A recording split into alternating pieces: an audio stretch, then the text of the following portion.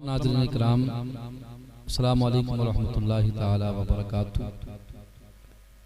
मैं आपकी बारगाह में आज एक मसला लेकर हाजिर हुआ हूँ जो कि बड़ा ही पेचीदा मसला है कि हमारे नौजवान हमारे मुआशरे के अंदर इस तरफ तवज्जो नहीं देते हैं।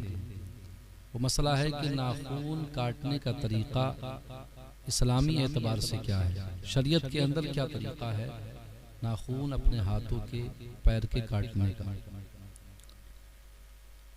मुस्तहब तरीक़ा क्या है कि नाखून काटना जुमा के दिन मुस्तहब है, अच्छा है कि जुमा के दिन नाखून काटे जाएं। और उसके साथ शर्त यह है कि अगर नाखून ज़्यादा बढ़ गए हों तो अब जुमे का इंतज़ार ना किया जाए, बल्कि जब बढ़ जाएं उसी वक्त नाखून काटने चाहिए। सदरुल शरिया मौलाना अमजद अली आज़मी रहमतुल्लाहि ताला अलैह फरमाते हैं कि मनक़ूल है कि जो जुमा के रोज़ नाखून काटे अल्लाह ताला उसको दूसरे जुमे तक बलाओं से महफूज रखता है। जो जुमे के दिन नाखून काटे तो अल्लाह रब्बुल इज़्ज़त उसको तमाम बलाओं से महफूज रखता है दूसरे जुमे तक, और 3 दिन ज़ायद यानी 10 दिन तक।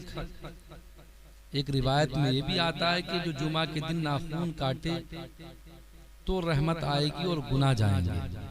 जब नाखून जुमे के दिन काटे तो रहमत आएगी और गुनाह चले जाएंगे। और हाथों के नाखून काटने का तरीका यह कि पहले सीधे हाथ की शहादत की उंगली से शुरू करें। सीधा हाथ ये है, शहादत की उंगली ये कहलाती है। शहादत की उंगली से स्टार्ट करें, सीधे हाथ की जो शहादत की उंगली है, और तरतीब वार करें। शहादत की उंगली से शुरू करके तरतीब वार यानी जो छोटी उंगली है, छोटी वाली उंगली समेत नाखून काटे जाएं। यहाँ तक छोटी उंगली तक शहादत से स्टार्ट करना है, वो छोटी उंगली तक नाखून काटना है। ये तरीका है। मगर अंगूठा छोड़ दिया जाए, सीधे हाथ का अंगूठा छोड़ दिया जाए। शुरू करना है शहादत की उंगली से सीधे हाथ के वो छोटी उंगली तक, और सीधे हाथ का अंगूठा छोड़ दिया जाए। अंगूठे को छोड़ देंगे। अब उल्टे हाथ पे आइए, उल्टे हाथ की छोटी उंगली से शुरू करें और तरतीबवार अंगूठा के साथ नाखून काटे, अंगूठे तक काटे। उल्टे हाथ की छोटी उंगली से शुरू करें और तरतीबवार अंगूठे समेत नाखून काटे, अंगूठे तक नाखून काटे। अब आखिर में हाथ के नाखून काटा जाए, जो सीधे हाथ का अंगूठा बच गया था उसका आखिर में काटा जाए। तो आप लोग समझ गए होंगे कि पहले शहादत की उंगली से स्टार्ट किया जाए, वो छोटी उंगली तक काटा जाए नाखून। फिर उसके बाद बाएं हाथ की छोटी उंगली से शुरू किया जाए और नाखून तक काटे जाएं। फिर उसके बाद सीधे हाथ का आखिर में जो अंगूठा रह गया था उसका नाखून काटा जाए। ये तरीका हुआ।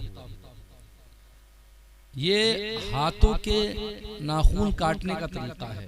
अब पाँव के नाखून काटने की कोई तरतीब मनक़ूल नहीं है, मगर बेहतर ये है कि सीधे पाँव की छोटी उंगली से शुरू करके, सीधे पाँव की छोटी उंगली से शुरू करेंगे और तरतीबवार अंगूठे समेत नाखून काट दिए जाएं।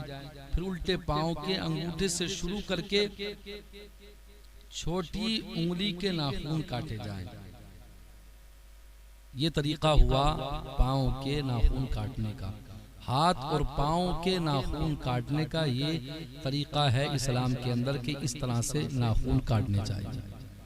बहुत सारे इस्लामी भाई नौजवान बच्चे अपने दांतों से नाखून काटते हैं, और कुछ नौजवान तो ऐसे हैं कि उनकी आदत में शामिल हो जाता है कि वो जब भी उनको देखा जाता है कि वो दांत से ही नाखून काटते हुए मिलते हैं। दांत से नाखून काटना मकरूह है, और बताया गया कि इससे कोढ़ का मर्ज होने का अंदेशा है। इसे बर्स भी कहते हैं, यानी कोढ़ का मर्ज हो जाएगा जो दांतों से नाखून काटेगा।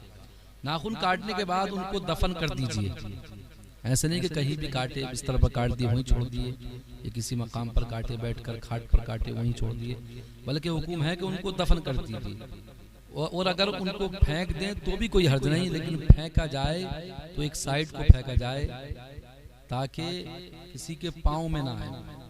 नाखून का तराशना यानी कटे हुए नाखून बैतुल खला यानी टॉयलेट या गुस्ल खाने में डाल देना मकरूह है कि उससे बीमारी पैदा होती है। नाखून काटने के बाद नाखून कटे हुए टॉयलेट के अंदर या गुस्ल खाने में डाल देना मकरूह है, उससे बीमारी होती है। बुध के दिन नाखून नहीं काटने चाहिए। बुध के दिन नाखून नहीं काटने चाहिए कि बर्स यानी कोड़ हो जाने का अंदेशा है, कोड़ की बीमारी का अंदेशा जो बुध के दिन नाखून काटे।